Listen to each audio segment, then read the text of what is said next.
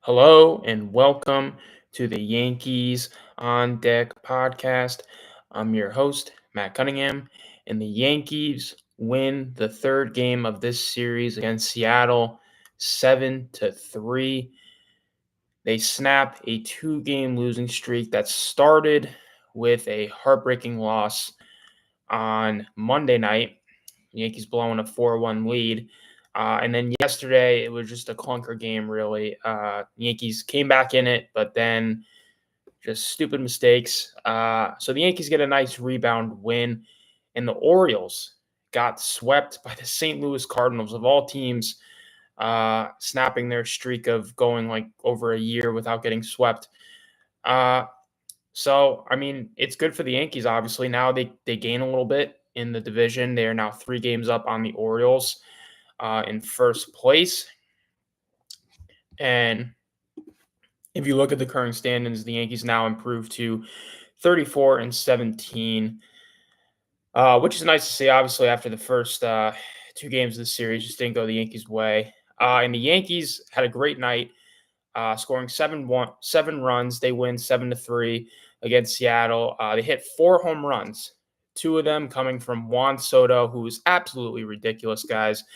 I mean, we say it night in and night out. The Yankees, they got to pay this guy. And Hal Steinbrenner, the Yankees owner, he made some, some, how do I characterize it? Not surprising, but a little bit alarming remarks about the Yankees payroll moving forward that I will cover after we do this post-game recap of the game. But Juan Soto, I mean, this guy, so he hits a home run. So, all right, I'll start in the beginning, obviously. So the Yankees were facing one of the Mariners' talented pitchers. They have a ton of talented pitchers, but they have another one named Bryce Miller. He's great, 25 years old. I've talked about him. 3-5 so far this year, 3.53 ERA. He's got really nasty stuff. Upper 90s fastball pitcher. But the Yankees hit him around today, which I was a bit surprised, honestly. This kind of caliber pitcher that they were able to hit him around a bit as much as they did. His final line, 6 innings pitched, 5 hits, 5 earned runs. Did have 4 strikeouts, but gave up 3 home runs. So let's break it down. So pretty much the Yankees on offense, they got it going in the bottom of the first, thanks to Aaron Judge continuing to stay hot. He hits a 2-run home run to right field, to the short porch. Aaron Judge looking like Aaron Judge, guys. I mean, he has been great. I mean, he's clearly past the slump, and he got the party started in the first inning, 2-0 Yankees at that point. And then the next time the Yankees would score was the third inning. And in the third inning, Juan Soto continues to be amazing. He hits a 2-run home run to left center field. One of the deepest parts of the ballpark. He hits it out, and I mean, he crushed it. Absolutely crushed it. 107 miles an hour off the bat, 414 feet. I mean, this guy, he's got so much power to the opposite field. I mean, he does, sure, he's going to have some cheap home runs because every left-hander does in Yankee Stadium, but he's got so much power to just go with the pitch. It's truly incredible. And then his second at-bat, too, he just hits a laser down the left field line for a home run. I mean, it's just, guys, it's out of this world, just crazy. I mean, what he is able to do with the bat in his hands. I mean, Yankees got to pay him. Right now, he can continue to say this. If the season were to end today, he would win the MVP. I mean, the guy just keeps getting better and better. It feels like every game. You look at his total line right now, batting average up to 313, 13 home runs, 40 RBIs. On base percentage is ridiculous at 409. I mean, OPS 978. I mean, he's your MVP, guys. 25 years old. His last 7 games hitting 333. I mean, he's heating it up even more. I mean, he's He's been more than the Yankees could have asked, honestly. The fact that he's hitting over 300 right now, and we're almost in June, I mean, phenomenal. And Aaron Judge, I mean, his batting average, guys, he was hitting a buck 80 to start the year, and now he's approaching 270. He's at 268 for the batting average, 14 home runs, 34 RBIs. I mean, look, he's got he's got more home runs than Juan Soto, and Juan Soto's been hot all year. I know Juan Soto's not on the same power level as Judge, obviously, but I mean, look, for a guy who's in a month-long slump, he's got 14 home runs, and what's the home run leaderboard right now? Like 16 home runs. I'm gonna check. I haven't checked in a couple days. Kyle Tucker has 17. Okay, so Judge is 3 home runs behind. I mean, that's pretty darn good considering how he started the year. So yeah, and then Alex Verdugo, he had a huge 2-run home run in the 8th inning to give the Yankees a bit of a cushion after they nearly blew a 5-run lead. So yeah, I mean, the offense was firing on all cylinders today. Really nice to have this kind of game after, yesterday they only scored 3 runs, and then the day prior they got 4, but they blew it. So really nice to get one of these games. The Yankees need it, and obviously tomorrow it's not going to get any easier because they got to face Luis Castillo, another great arm in this deep Mariners starting rotation. So we pretty much covered the offense. Now to the pitching. Nestor Cortez, he got the ball for us today. He was excellent. Went 5 innings, only gave up 3 hits, had 3 walks, but 6 strikeouts. He was excellent. His ERA is now down to 3.29. Look, I mean, when all is said and done, the Yankees are going to have some tough decisions to make when Garrett Cole gets back. I mean, those are going to be some hard conversations because, look, I mean, if you had to pick the odd man out in terms of going off the numbers and number of quality starts, it would be Nestor Cortez. He's been one of the pitchers in our rotation that's been more up and down compared to the other guys. But regardless, Nestor Cortez has stepped up a lot this year compared to last year, when he was injured and all the shoulder stuff going on. So it's still going to be a tough thing to, move one of these guys to the bullpen if that does end up being Nestor Cortez, if that's what they do decide. But at the end of the day, I mean, props to Nestor. I mean, 5 innings, that's not shabby. Would have liked if he could have went 6, but I'll take 5. I mean, and look, Tommy Canley too. Shout out to him. He came back after missing, almost the first 2 months of this year from, I think it was like shoulder, like fatigue or something. He was dealing with. Tommy, what was his injury? I forget. It's on the tip of my tongue. He was dealing with shoulder. He was on the 15-day IL for a while, but he pretty much missed like most of spring training too. He got hurt in spring, and he's been rehabbing the last few weeks, and now he's back, and he was great tonight, guys. He went an inning, quick 1, 2, 3. So it was nice to see that from him in the 6th inning. And then the Yankees went to Michael Tonkin for an inning and a third, who, I mean, he was fine. He went an inning and a third, but then trying to get through 2 innings with him, and he walked 2 guys with a 5-run lead. It's like, what are you doing, dude? 5-run lead, you walk 2 batters in that 2nd inning. Like, let's go. Throw strikes. I mean, if you're going to give up 2 base runners, I mean, make them get hits. We have a 5-run lead. There is no sense in walking 2 batters you face in that inning when you're up 5 runs. I mean, come on, let's go. So the Yankees then take him out, and they bring in Luke Weaver.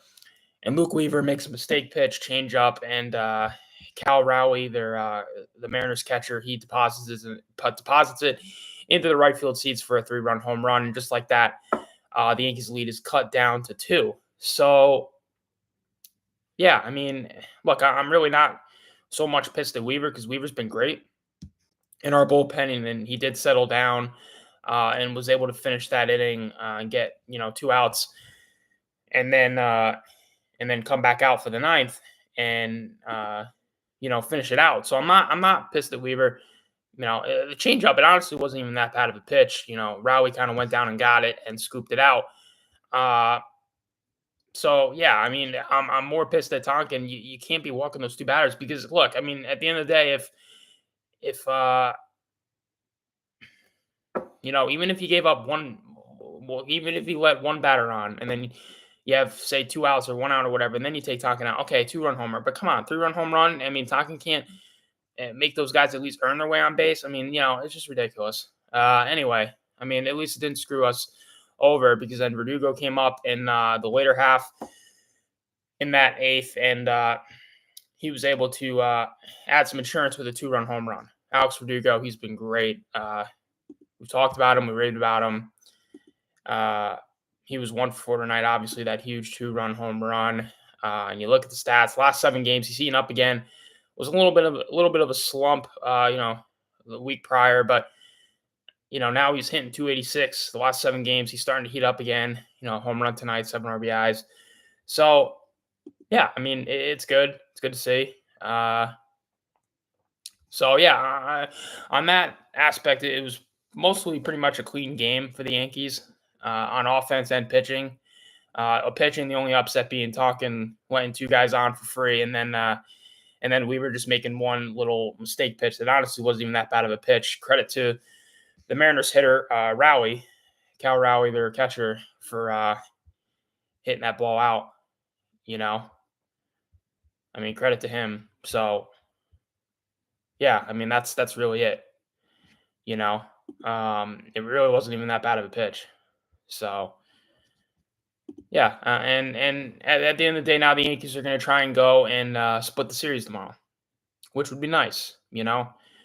After the first 2 games, obviously just being a bit of a disaster. And it's nice too because the Orioles got swept. Now, look, now the Orioles they play Chicago tomorrow, and then obviously they stink. So they're going to rebound the Orioles. All right, they're too good of a team not to, and they're playing the worst team in baseball tomorrow. So the Yankees really have to try and split the series tomorrow. Because I mean we want to kind of hold this lead for a bit. I mean, Baltimore. I mean, it's still a tight race. So any chance we can get to pad the lead or maintain it in the division right now would be huge, even though it's still early. So yeah, I mean that basically covers it for the game. For the most part, the bullpen was fine. Nestor Cortez was great. The offense with 7 runs, 4 home runs. I mean, what else can you say? Juan Soto. He's going to get at least around $600 million. I mean, what else can I say about that? But some concerning, worrying comments, I would say, coming today from the Yankees owner, Hal Steinbrenner. He said earlier today, several hours ago, before first pitch, that the Yankees basically have to cut their payroll moving forward. They have to cut back. And there's an actual quote. This is published by several media outlets. I'm looking at CBS Sports right now, and he's quoted as saying today, "I'm going to be honest. Payrolls at the levels we are at right now are simply not sustainable for us financially. It wouldn't be sustainable for the vast majority of ownership groups, given the luxury tax we have to pay." Okay. Here's what I'm going to say about this. And this is something my dad has actually said too, that I hold the same sentiment. I always have, honestly, since watching this team from when I was little.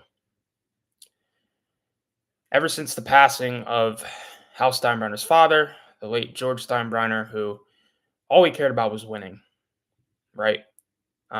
He would do whatever it would take to build a winner every single year if he could. Obviously, that's not possible, but that was the mindset. That was the Yankee mantra. That was the Yankee way. And that was his expectation. And when it didn't happen, he was pissed. And when it didn't happen, he would do whatever it would take financially to make the Yankees a winner. Now, Hal Steinbrenner has been adamant saying, I want this team to win.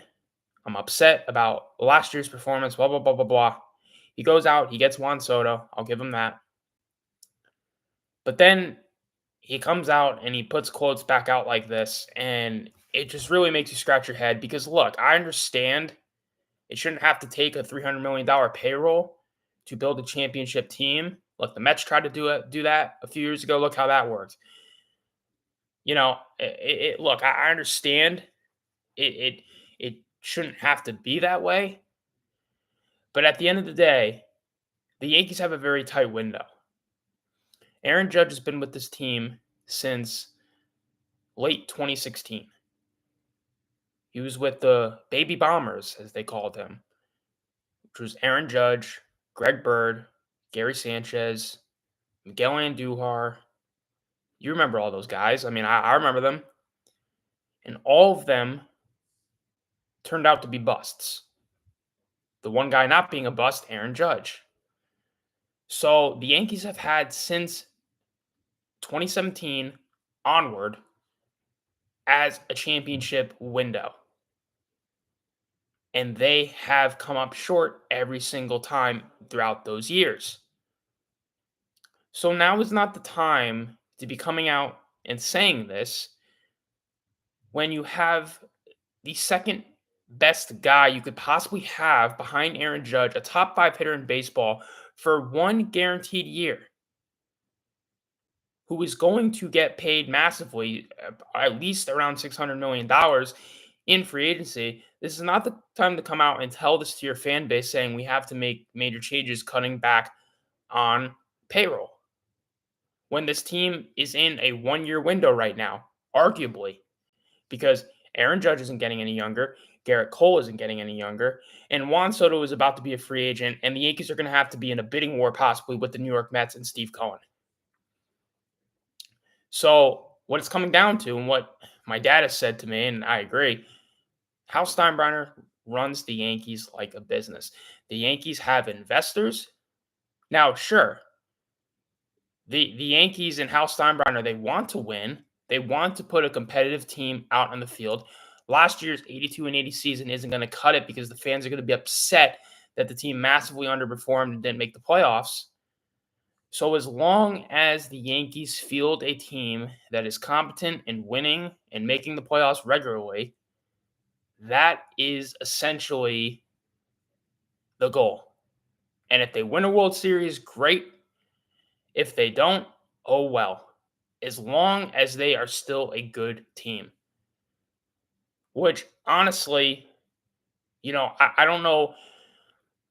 We don't really even know how much he wants to cut back. Maybe he wants to cut back just by trading Gleyber Torres, which cut $15 million right there. But not really $15 million because the Yankees are paying him right now. And if you trade him at the trade deadline, you're maybe saving like, I don't know, $6-7 million. So realistically, how much are we talking about here? How much payroll does he want to cut? That's question number one. And question number two is how is this going to affect the Juan Soto free agency? Because the Yankees aren't signing him to a midseason extension. I'm telling you that right now. I told you that, guys, yesterday, and I'm saying it today. It's not going to happen. Boras clients do not sign midseason extensions. They always go to free agency. That's just how it is. That's how it works. Juan Soto has turned down 7 offers from the Nationals, and I believe the Padres too. From those teams, he's been offered 7 contract extensions before coming to the Yankees. He turned every one of them down. He wants to reach free agency. He's 25 years old. He's in the pinnacle of his career. He saw that Shohei Ohtani got $700 million, and he says, hey, I'm a pretty darn good baseball player too. I'm 25 years old. I'm in the prime of my career. How many star players like this do you see reach free agency at 25 years old? Pretty much no one, right? I mean, so he's not signing a midseason extension. It doesn't matter what the Yankees put there on the table in stone in an offer. He's not taking it. He's waiting till free agency. He's going to see what the Yankees, the Mets, the Cubs potentially, what all these big market teams have to offer. So that's what it's going to be. And when the Yankees go and their owner goes and says stuff like this, it just really annoys me because it just reaffirms the image that, the Yankees, they like being the typical brand where it's, look at our history, this and that, and like we want to win. We want our fans to think we want to win a title, but we just want to be a good team. If we win a title, great. If we don't, as long as the fans and all that, the team's doing good and the fans are paying the high prices and this and that, like that's fine. Like that's still honestly, you read this quote and you think that's still the mantra, honestly. And I feel like we were fooled a little bit, thinking, oh, Hal Steinbrenner, here we go. He makes this big move. He trades for Soto. He's pissed. And then he comes out and he says quotes like this. I just, you couldn't maybe wait to say this. I mean, it just, Yankee fans are super excited right now, and then you just have this drop on you. And look, I don't want to play dumb and think I didn't know this. I mean, we all knew this, but I mean, come on, you got to say this is, with Juan Soto's free agency pending. And look, maybe I actually heard a good point. I heard, well, maybe it's a strategy move. Someone said maybe because Juan Soto's a free agent, Hal Steinbrenner's kind of playing bluff a little bit. That's possible. Honestly, that would be that would be some kind of strategy, But at the end of the day, I'm just, look, for me personally as a fan, since I don't remember this team winning a World Series, I was too young at the time. Honestly, look, it's like it's an all-in window this year, right? If they don't do it this year, I mean, you're gonna have to honestly kind of retool and do maybe a little mini rebuild like they had to do in 2016, because I mean, this is it. I mean, you have core guys in this team that aren't getting any younger and already in their 30s, and look, if they're able to do it this year, then I'm fine with this quote. You know what? You can slash payroll. You get me a title this year, fine. You can slash payroll. For me and the other younger generation Yankee fans, it's just been so long, guys. We're coming up on 15 years. I mean, it's too long. Just get the title this year, and then the fans can wait another 5, 7, 8, 10 years. It's just really bad timing, honestly, to release this kind of quote. So yeah, I mean, the Yankees are run like a business. I mean, and honestly, it doesn't really make sense because you're cutting payroll. I understand you don't want a $300 million payroll because that's a lot, but at the end of the day, the Yankees are the second most valuable sports franchise in the United States, right behind the Dallas Cowboys. Yankees are around 7 billion. I think the Cowboys. What are the Cowboys worth? I think they're probably 8 billion. Oh, Cowboys are 9.2 billion. Yankees are I think 7.2 billion. I saw this the other day. Yankees are 7.5 billion. But they've grown so much within the last 10, 20, 30 years. Ever since Steinbrenner bought the team in 1970 something. So I mean, come on. You guys are growing exponentially so vastly year in and year out, and you're putting out this quote saying, "Oh, the luxury tax is gonna crush us." You can't. I mean, come on, man. I understand the luxury tax is a lot, but this team, with what they charge and everything, come on, man. It's strictly Hal Steinbrenner being a businessman and saying, "Look, we have a lot of investors right now, within this organization, and that's what they want." And he's just doing due diligence like that, I guess. I don't know, but it's frustrating, man. It's frustrating from a fan's perspective, because it's just been so long, and this team had the core to do it for a lot of years, and they didn't, dating back to 2017. So, yeah, I mean, but if they pull it off this year, I won't be so annoyed by this quote. But this quote really annoys me after just everything, that's gone on in the last few years. But yeah, that's about it. Take it that way you will. You can disagree with me, but that's how I feel, at least from a fan. Look, I understand thinking rationally, you shouldn't have to have that high of a payroll. I agree. I mean, you have teams like the Rays, and I mean, even Houston never had nowhere near that high of a payroll when they were winning their championships, and San Francisco and Boston, all these other teams, they don't need that much money to win titles. So I get that. I get the perspective of you guys got to build me a winner spending less money here. Let's go. All these other teams can do it and you can't. That kind of message to the front office. Look, I get all that, but at the end of the day, come on, you're gonna have to cut payroll, but it's at least say I don't know, say we're gonna cut payroll, but that doesn't impact our negotiations with Soto or something. I don't know. Or actually, you know what? I can understand why you wouldn't say that. You don't want to. I don't know, because you still have strategy with the whole Soto thing. Whatever. You know what? I'm wrong on that. But I don't know. It just leaves a bad taste in my mouth, man. Just with this team in terms of just being more budget cautious. Like, I don't know. I miss George Steinbrenner, to be honest with you. He didn't give a crap. He didn't give a crap about like how much the team grew and all that. He cared about winning. There was actually a really cool quote. It was like an interview that he did that I saw a video several days ago, and he said winning is the most important thing. He said then what comes second is breathing. So I mean, he was the guy that like when the Yankees would lose, he a bad game, playoffs, the World Series, he'd freaking like smash the TV. I mean, he even said it like I'm like a Yankee fan. My foot has been through a number of television sets. I mean, I miss that owner. I understand an owner being fiscally responsible, not spending like a drunken sailor like Steve Cohen has.